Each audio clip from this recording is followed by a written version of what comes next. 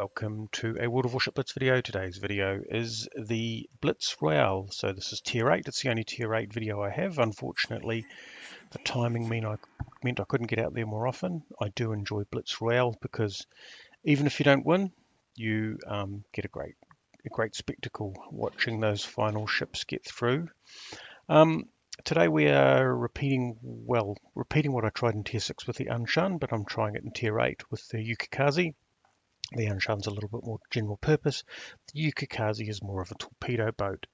And what this means is that we're going for a stealth option. So good luck with this.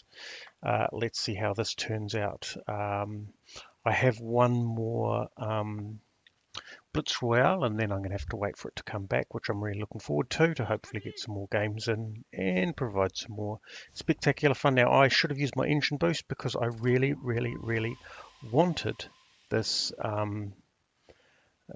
concealment buff, which the Lo Yang got.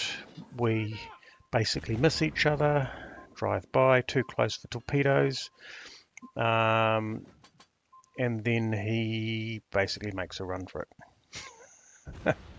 Doesn't want to get into a protracted gunfight. He'd win it, but he'd go away very wounded, and I think he's decided that he'd like someone else to deal with me.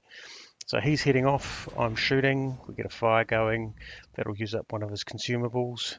So I've used up one of my sonar and one of my smoke, which is unfortunate, but then again, yeah, well, maybe it was a bit of a waste because, well, he probably used up his sonar and one of his smokes as well. So, yeah.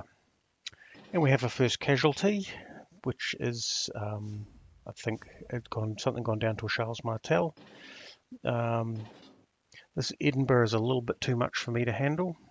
So one of the problems, of course, with the stealth approach is that it creates, well, most of the tension as we're playing. Watching probably isn't as much fun. So fortunately, I've got some news to provide. So El Kaboom, who is one of the subscribers for the channel, has asked me to promote the UKRF Fleets 3 versus 3 League. So with the arrival of the training room in the game, I think there's provided an opportunity for fleets to try all sorts of different things. So what the UKRF fleet did was it initially set up in private some 3 versus 3 leagues using the training room, and it seems to have taken off. So there is now a 3 versus 3 tournament, which is being run this Saturday the 16th and Sunday the 17th. Which for me will be running on the Sunday the 17th and Monday the 18th. But for you guys in the US and even in the UK, 16th and 17th it is. So all these times are EU server times. So at 1900 hours it kicks off on the 16th, so 7 p.m. EU server time. With every half hour there being matches between different fleets. And then on Sunday, again, it kicks off at 7 p.m., which will be probably around about 7 a.m. my time, where there are 4 more matches at half-hour intervals. So these, I did get them to send some details. So these are tournaments on the smallest maps in the game, bar the arena, so such as Iceberg, Sand and Sea. They're all tier 6+, which makes for really interesting play. And they may use some epicenter maps as well. So for those of you that have got nothing to do in the evening at EU 7 p.m. And you can see we've got some torpedoes going. Have we got some torpedoes going? Yeah, we've got them going against the North Carolina there. Sorry, just switching backwards and forwards between the email and the screen.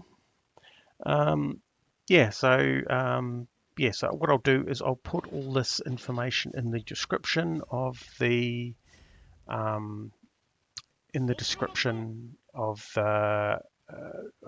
video below. So I'm not good at doing 2 things at once. I'm sure I'll improve. So some of the fleets that'll be there is 617 TAX, NCP, Seeds, BW44A, UKRFB, FRSA and Lords. There'll also be Fury, UKRFC rather than FB, UKRFC, KOTVA, Unit D or UNITD, MIETZ, I don't know what all these stands for. Finally, UKRFA, so there's a UKRFA, a UKRFB, and a UKRFC, and ATF. The matches that have been set up. I'm not sure how the winner of the tournament is decided, but I'm sure that will be made clear during the stream. So there we go, bit of streaming for World of Warship Blitz, bit of tournament play. Good to see a bit of, I suppose it's electronic sports really, isn't it? So in the meantime, we'll have been yabbering away. 5 ships have gone to the bottom, leaving 5 ships in the game, plus myself. 3 DDs, which is pretty unfortunate because they're not really what I want to survive. A battleship, what looks like a battleship, and a cruiser. Definitely, well, maybe the DDs are better than the cruiser. Depends what the cruiser is, of course. But Yukikaze is pretty fragile. So here we are. We're just swanning around in the middle of the map, basically, trying to remain undetected and let the ever-shrinking storm, here we go, what do we got? Yeah, well, do we take that? It's North Carolina by the looks of it. The angles are bad, so let's just turn and get some better angles on them. Now I am relying on the fact that I'll outspot anybody and be able to take evasive maneuvers. So essentially what I'm relying on is that everybody will get slightly crushed towards the center and end up, oh, that looks better. Is he stationary? Let's assume that he's going to do a bit of acceleration because the storm's coming, and we'll drop some torpedoes on him. Just one set. I always need to keep one set in reserve because, yeah, a torpedo boat without torpedoes is just a boat. That's looking pretty good. So sometimes you just got to take your judgment call and take a bit of a lottery. 2 hits, which at that range isn't too bad. Busy reloading. Oh, here we go. Something nasty ahead of us. Am I sure that I want to do this? So I'm slowing down. So to see which way is he going. So that's another destroyer. So there's 1 destroyer, a battleship, and a cruiser left. That's the Edinburgh. Do I really want to do this? He's going to disappear around behind that island. There's not a lot I can do there. Well, okay then. 1 set's about to reload, so yep, cycle him through. I'm not sure if this was a clever move or not, because the electronic storm is shrinking.